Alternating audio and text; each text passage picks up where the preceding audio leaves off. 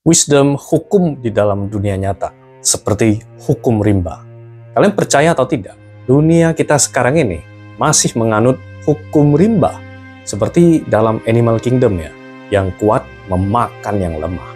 Wisdom kali ini menggunakan analogi dalam kehidupan hewan yang saling makan-memakan, untuk membuka mindset kamu tentang apa yang terjadi di dalam Animal Kingdom, juga terjadi di Human Kingdom, dalam kehidupan realita manusia sehari-hari. Cuma mungkin cara makannya yang berbeda, tapi pada dasarnya intinya sama. Oke, mari kita belajar bersama. Oke, dalam dunia kita, sumber kekayaan dan sumber daya itu dikuasai hanya segelintir elit yang di top piramid. Nah, hampir sama dengan piramida rantai makanan, ya, di mana level terendah, ya, yang biasa kita kenal sebagai domba. Domba akan dimangsa oleh serigala.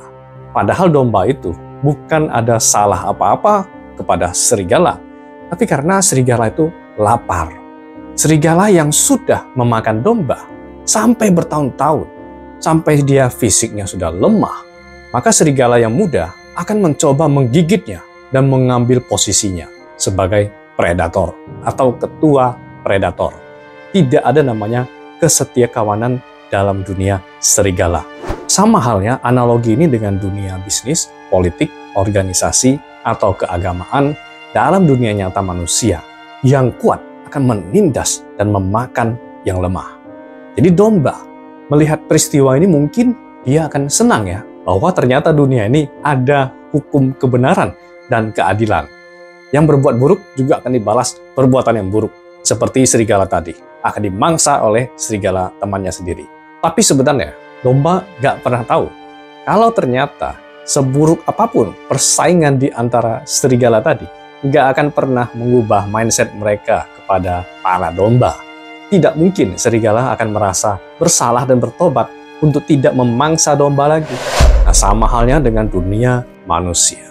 Persaingan bisnis yang begitu ketat, saling menjatuhkan, saling mengeluarkan strategi, tetap tidak pernah mengubah mindset mereka untuk memangsa konsumennya.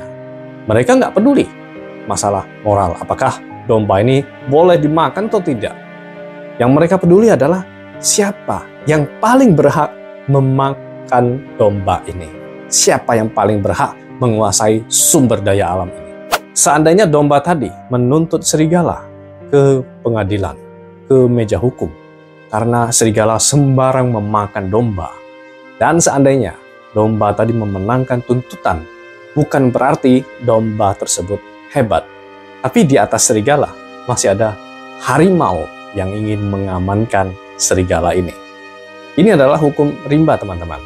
Kalau kamu paham hukum ini, maka kamu akan sangat berhati-hati kepada serigala. Jangan coba bersaing, berkompetisi, berebut dengan mereka. Karena serigala nggak pernah takut kepada domba yang kecil.